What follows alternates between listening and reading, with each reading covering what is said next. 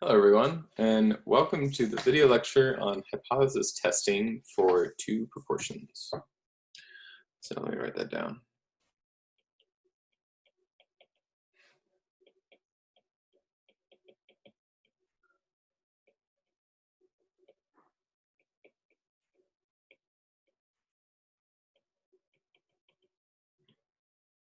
So I've been thinking about this a little bit, and I'm thinking that this is a topic, although it's really important, I don't think I'm going to cover it on the final. And the reason that is there's this very particular complication that comes up whenever we do hypothesis testing for two proportions. And if I were to be confident enough to test you on this, I think I need to give you a lot more homework on it. And I don't know if we really have time here at the end of the semester for me to test you via homework enough for me to feel confident enough for you to be able to tackle one of these problems on the exam. So I would absolutely still encourage you to go through this lecture video with me right now. But I'm gonna say that I'm not gonna put problems on this on your exam. I may still put problems on this on your homework. So just FYI, that's how I feel. This is summer session 1, 2020, in case anyone else is ever watching this video. But let's go ahead and jump in, nonetheless. Suppose we are now interested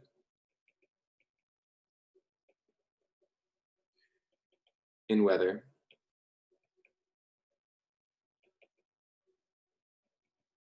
there is an increased risk of cancer in dogs that are exposed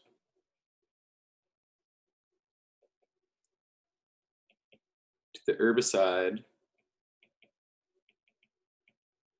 2,4-D. A 1994 simple random sample found the following.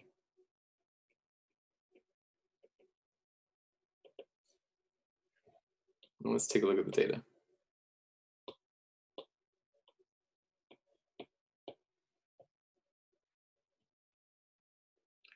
So this is the exposed to the herbicide, or not exposed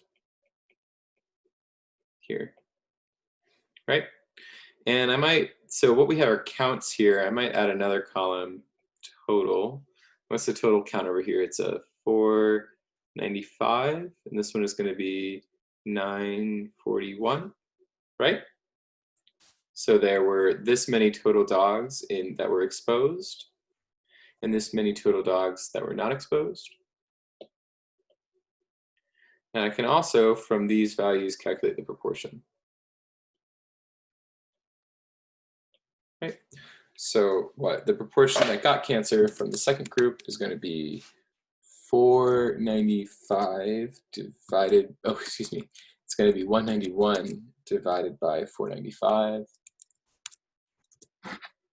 which I'm seeing is around 0.386.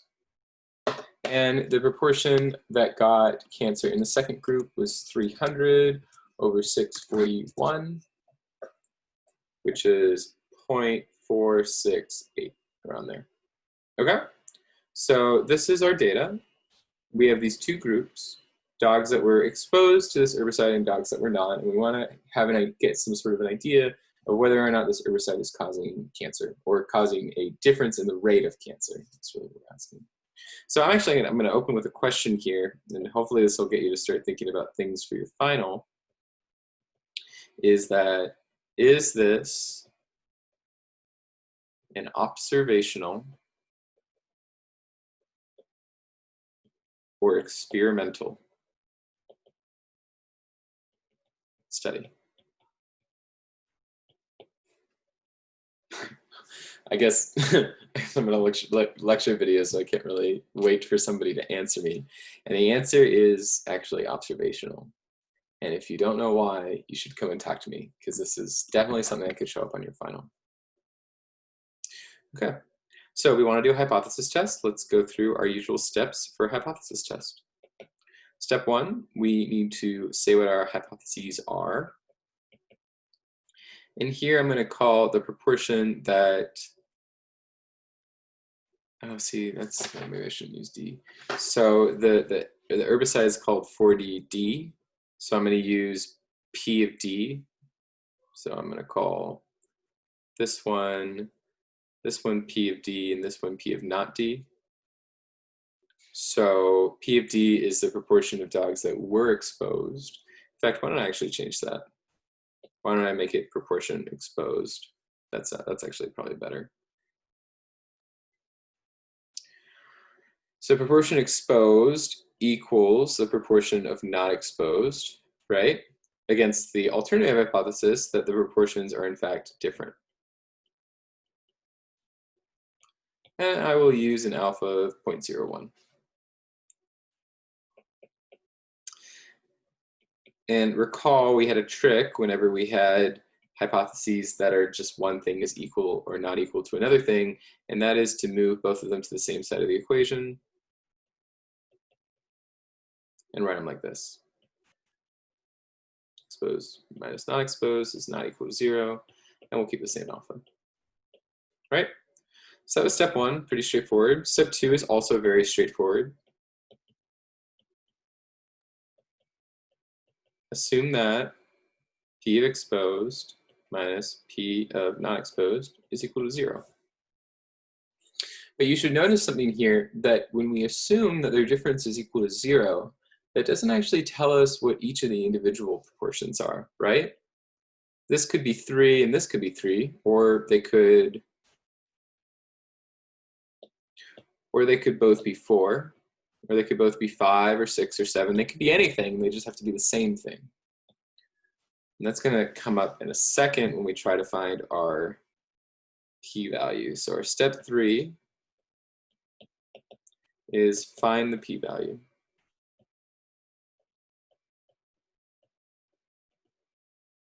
And of course, like always, we need to check our assumptions.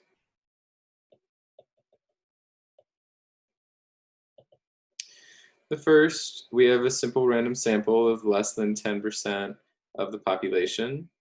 That's true, there are a lot more dogs than the ones that we've seen here. So we therefore have independence. Very good. Next is we want to check the success-failure condition, which we do for proportions.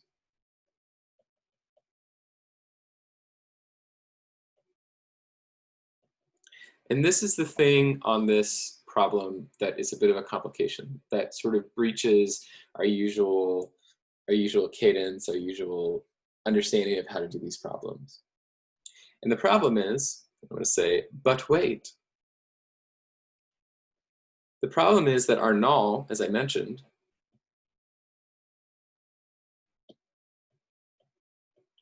doesn't tell us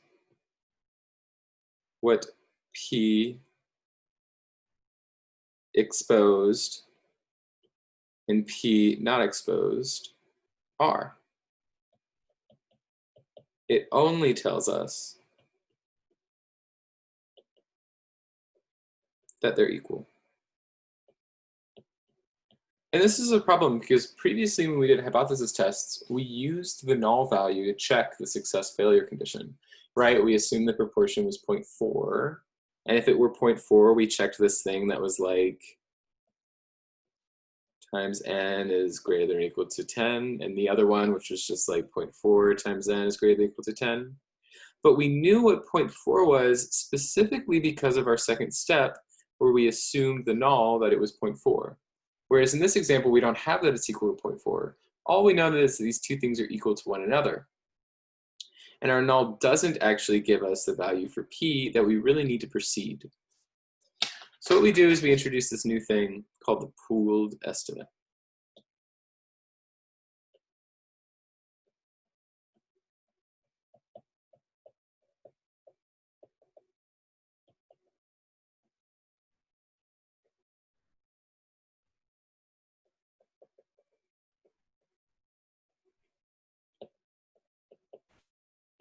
of the sample proportion.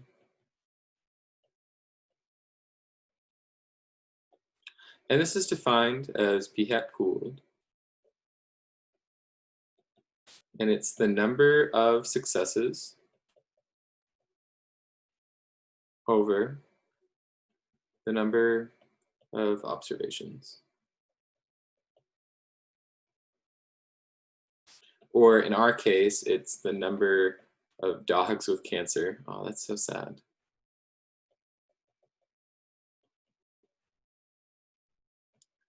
Over the number of observations.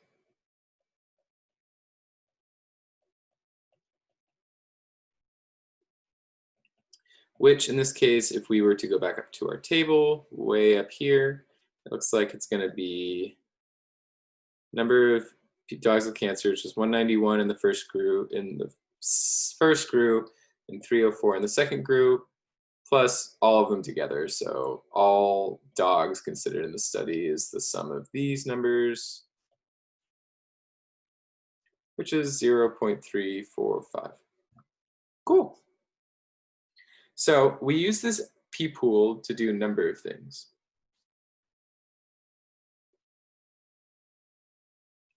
We're going to use it to check our success failure condition. So we want p times n, which will approximate with p pooled, times n, which is 0.345, times however many there were in the study, which is, let's go ahead and add these up. So 191 plus 304 plus 300 plus 641. It looks like there are 1,436 dogs compared in the study, which is equal to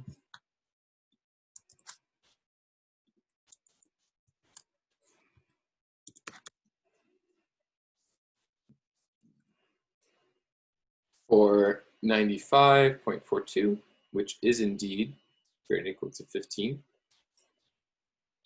And then we want to do p of 1 minus n, right? Which we're going to call, it's supposed to be a hat there, which we're going to call p hat pooled. That is 1 minus p hat pooled times n, which is equal to 0.345, 1 minus 0.345, and 1436, which is equal to, oh, goodness, I messed up a little bit. This thing shouldn't be here. It should just be 1 minus. Ah, this whole thing is wrong. My goodness.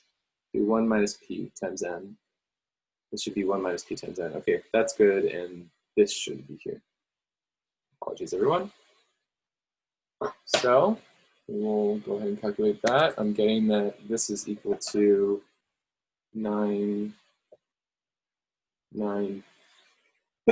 excuse me, 40.58, which is greater than or equal to 15.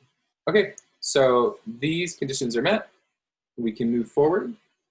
We have, so thus, this gives us that p exposed minus p not exposed is normally distributed.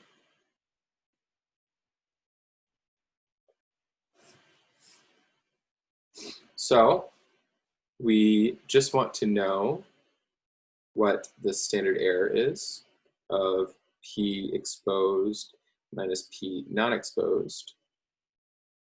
And this actually, in this case, we're going to be using the pooled proportion again.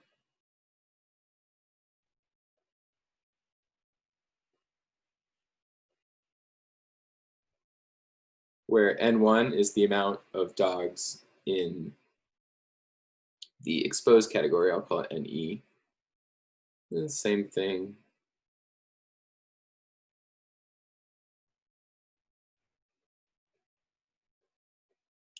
In the N not exposed category. Okay.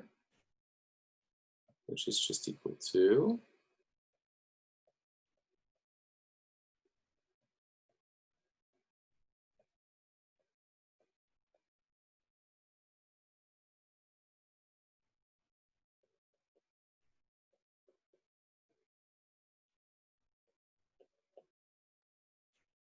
which is around 0.026. Cool. So we have that this is normally distributed. We have that it is normally distributed at the null, which is just 0. And we have the standard error. So thus, p hat exposed minus p hat not exposed is normally distributed, centered at 0 with standard error 0.026. Okay? So we observed, goodness, what was it? It was like 0.386. Yeah, 0.386 minus 0.468.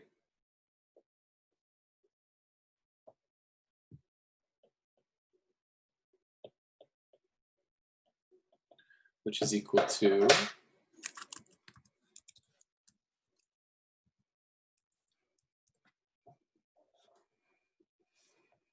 negative 0.082, right?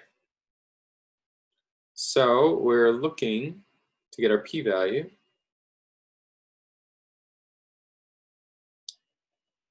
We're centered at the difference, which by our null is equal to 0.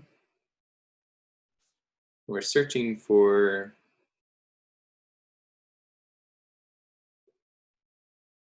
this, okay? This area right here. And our p-value is going to be this probability times 2, equal the p-value. So this is easy. We have a z-score right here. Oh, did I actually calculate the z-score? Oh, I totally didn't. My goodness. Okay, so what we need to do is we need to calculate our z-score, which is going to be minus mu over sigma, which here is just negative 0.082 minus 0 over the standard error, which is 0.026, which should be negative 3.1538, around there. We plug into our norm.s.dysfunction, and we're going to get that. Let me take a look.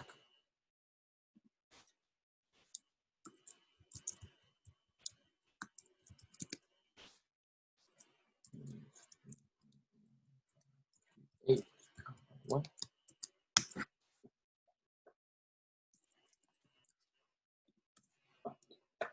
We're going to get that the p-value is 0.0016116, around there, which brings us to our final step. Check that alpha equals 0.1 is in fact greater than 0.0016116. Thus, we'd reject the null. All right, so that is how you would do hypothesis tests for the difference of two proportions. And I believe that is it for this lecture video. So thank you, everyone.